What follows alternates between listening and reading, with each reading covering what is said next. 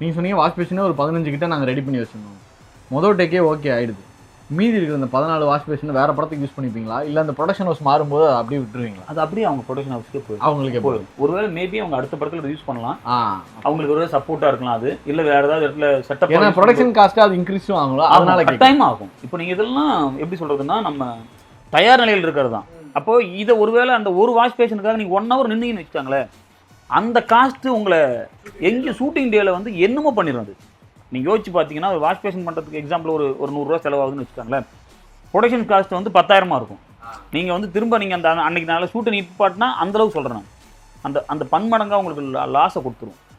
அது மெயின் இங்கே என்ன அப்படின்னா ஒரு ஆர்டிஸ்டோட டேட்டும் அந்த நேரம் இருக்கு இல்லைங்களா, ஒரு நிமிஷமும் நமக்கு ரொம்ப முக்கியமான நிமிஷங்கள், ஒவ்வொரு மணி நேரமும் நமக்கு ரொம்ப முக்கியமான நேரம். என்னால் எந்த நேரத்தையும் டிலே ஆகிடக்கூடாதுங்கிற ரொம்ப கவனமாக இருப்பேன். இந்த படம் மட்டும் இல்லை, சின்ன படத்துலேருந்து ஆரம்பித்து இன்னைக்கு வரணும் ஒரு சிங்கிள் டே ஒரு மணி நேரம் கூட என்னால் லேட் ஆகிடக்கூடாதுங்கிறதுல ரொம்ப கவனமாக இருக்கணும். நீங்கள் வரத்துக்கு முன்னால் எல்லாம் ரெடியாக இருக்கணும். மேபி நீங்கள் அப்போ தான் வந்து நின்றுட்டு ஒன்று புதுசாக சொல்கிறீங்கன்னா அதுக்கு நான் நேரம் கேட்டுருவேன். ஒரு 1 hour ஆகும், 1/2 hour. அதான் உண்மையாலுமே அது 10 மணி நேரம் பண்ணுற வேலையாக இருக்கும். ஏன்னா அந்த நேரம் கருதி நம்ம 1 hourல பண்ணி கொடுக்கணும். மேக்ஸிமம் அதில் எவ்வளோ கொடுக்க முடியுமோ அதை நான் பண்ணி கொடுக்குறேன்.